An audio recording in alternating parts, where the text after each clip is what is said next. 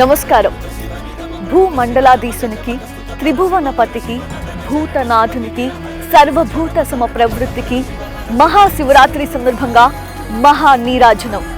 ముందుగా ప్రేక్షకులందరికీ మహాశివరాత్రి శుభాకాంక్షలు.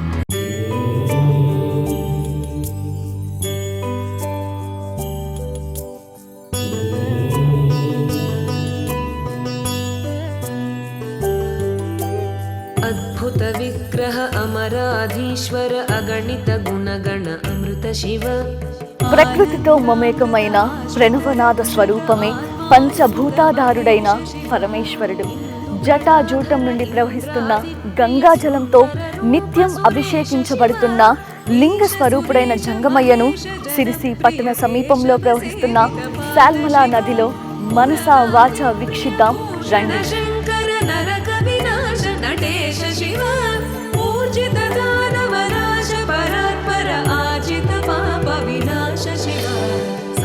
సదా శివ సాంబ సదా శివ సాంబ సదా శివ సాంబ శివ సాంబ సదా శివ సాంబ సదా శివ సాంబ సదా శివ సాంబ శివ.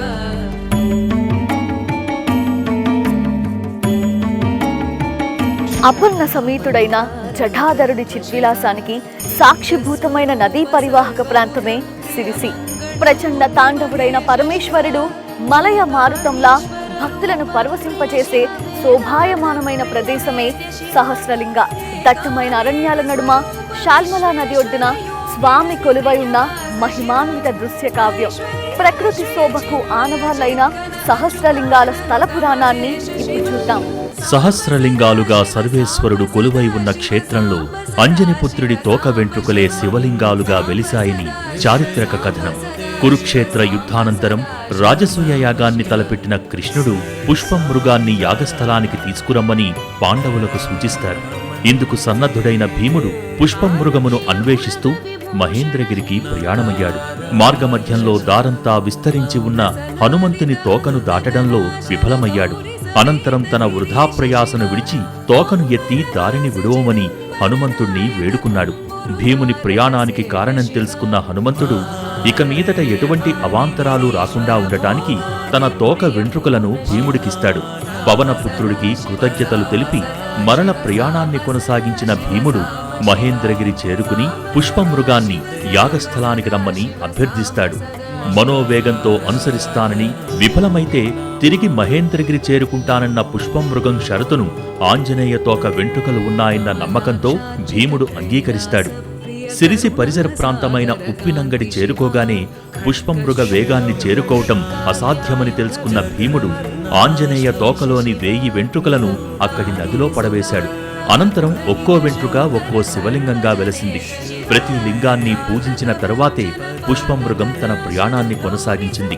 ఈ వ్యవధిలో భీముడు యాగస్థలాన్ని చేరుకుని పుష్పమృగాన్ని వెంట తీసుకువచ్చాడని చారిత్రక కథనం.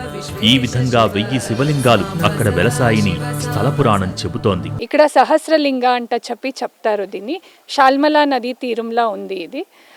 ఇది త్రేతాయుగంలో కానీ ద్వాపర యుగంలో కానీ రామ సీత వనవాసంలో ఉన్నప్పుడు ఇక్కడ వచ్చిండ్రి.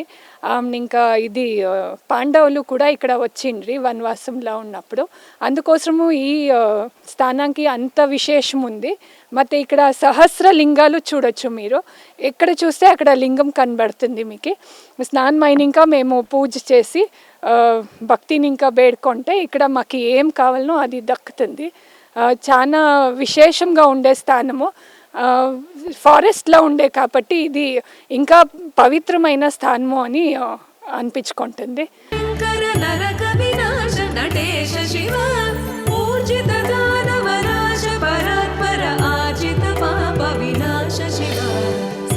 సదా శివ సాంబ సదా శివ సాంబ సదా శివ సాంబ శివ సాంబ సదా శివ సాంబ సదా శివ సాంబ సదా శివ సాంబ శివ.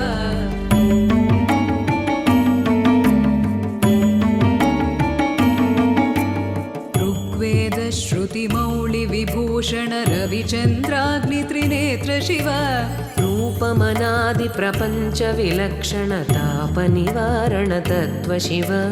లింగస్వరూప సర్వబుధ ప్రియ మంగళమూర్తి మహేశ शिव नूताधीश्वर रूप प्रिय शिव वेदांत प्रिय वेद्य शिव एकानेक स्वरूप विश्वेश्वर योगी हृदि प्रियवास शिव ऐश्वर्य श्रिय चिन्मय चिद्घन अच्युतानंत महेश शिव सांब सदा शिव सांब सदा शिव सांब सदा शिव सांब शिव सांब सदा शिव सांब सदा शिव सांब सदा शिव सांब शिव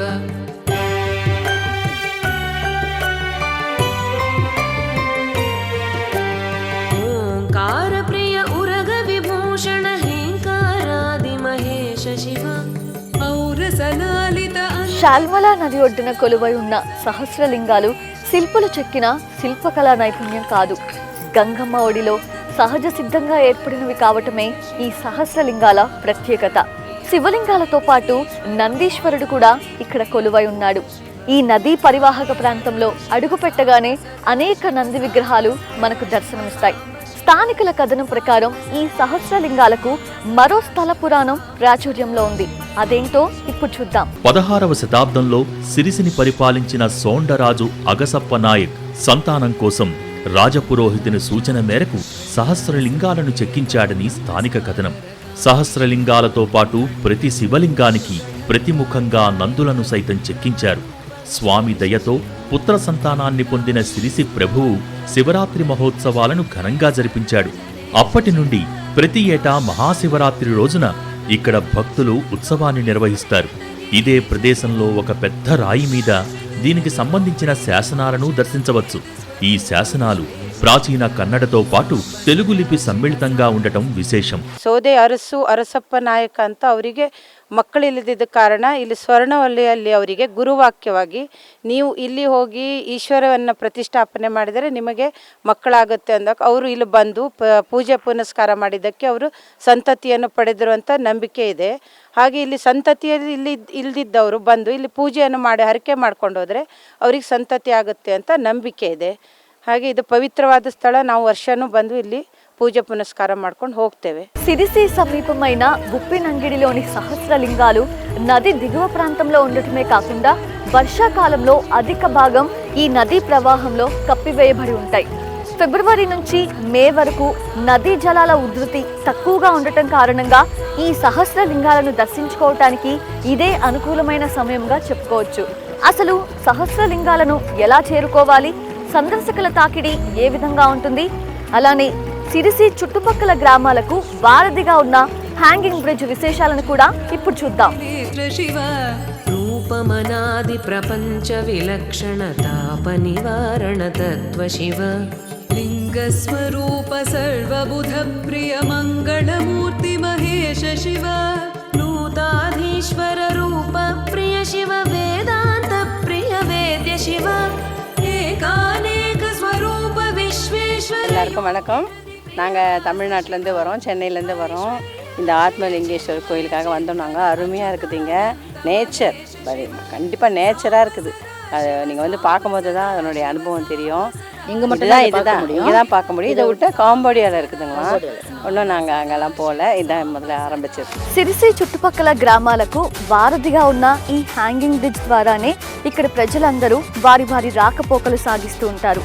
శాల్మలా నదిపై నిర్మించి ఉన్న ఈ హ్యాంగింగ్ బ్రిడ్జ్ సహస్రలింగాలను దర్శించుకోవడానికి వస్తున్న భక్తులందరినీ కూడా ఎంతగానో ఆకట్టుకుంటోంది.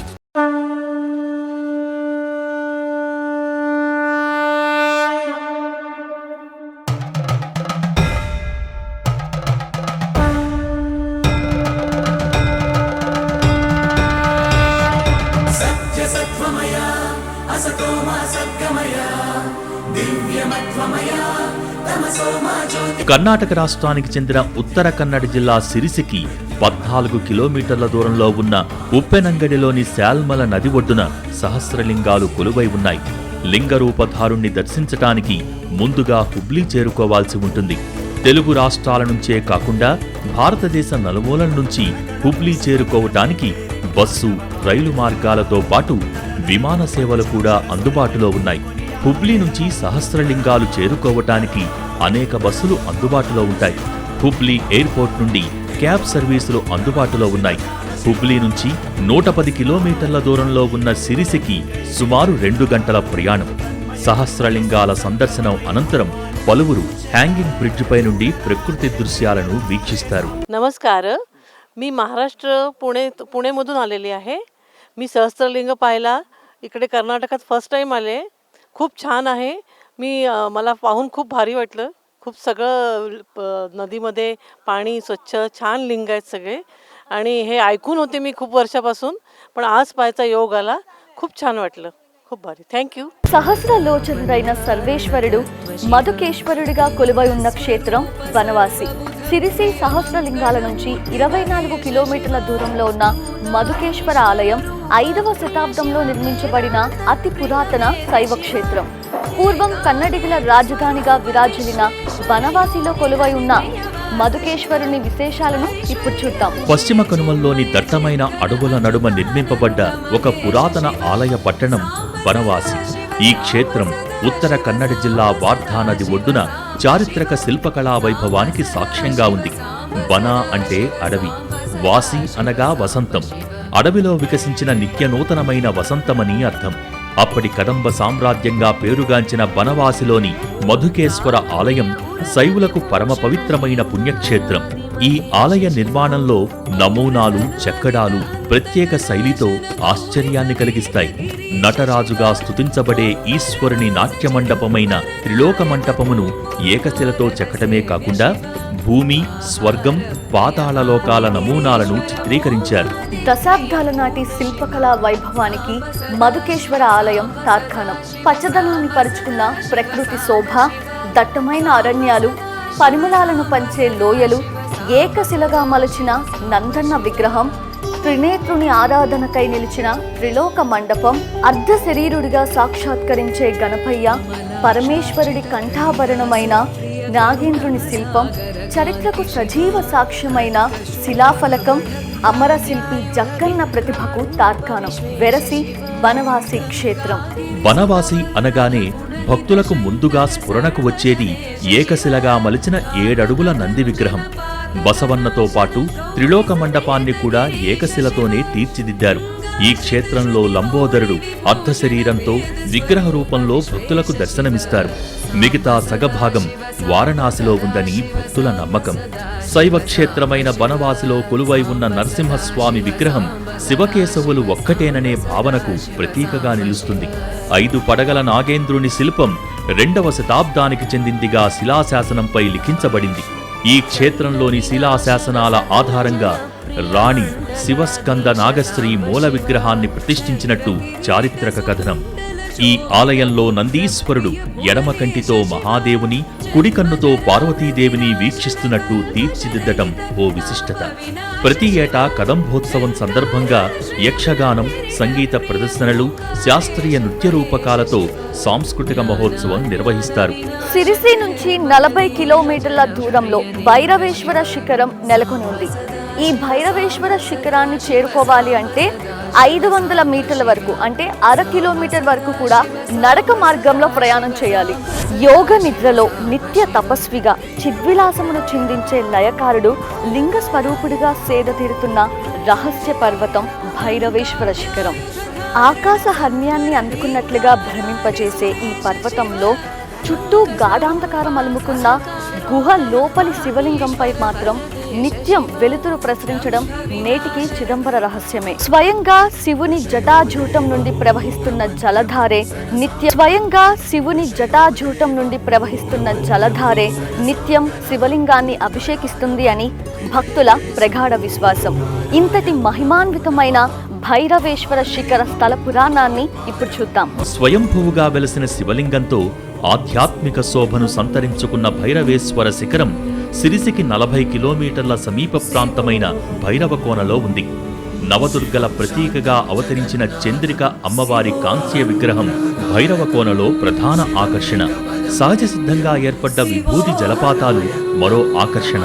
భస్మాసురుని కబంధ హస్తాల నుండి తప్పించుకున్న మహాదేవుడు కర్ణాటకలోని పడమటి కనుమల్లో విస్తరించి ఉన్న సహ్యాద్రి పర్వత శ్రేణుల్లో భైరవేశ్వర శిఖరంలో సేదతీరాడని స్థల పురాణం. నిత్యం ఇక్కడ దట్టమైన కొండల నడుమ జలధార శబ్దాలు భక్తులకు కనిపిస్తాయి. ఈ గుహలలో రాళ్ల గుండా ప్రవహించే నీరు చండీహోల్ అనే నదిగా ఏర్పడింది.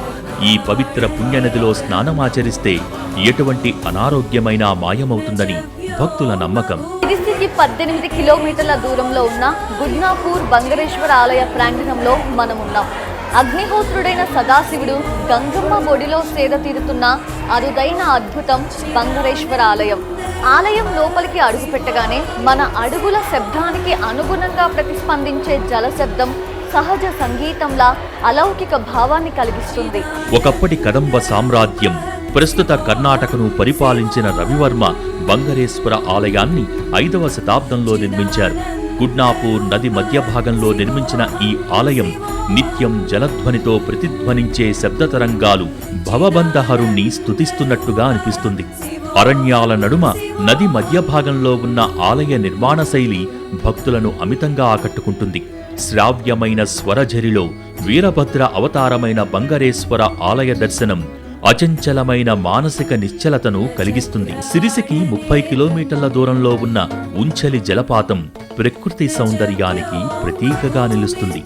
అఘనాశిని నదీ జలాలు 116 మీటర్ల ఎత్తు నుంచి దట్టమైన పొదలతో నిండిన రాతికొండల మీదుగా నేలజారుతున్న దృశ్యం వర్ణనాతీతం.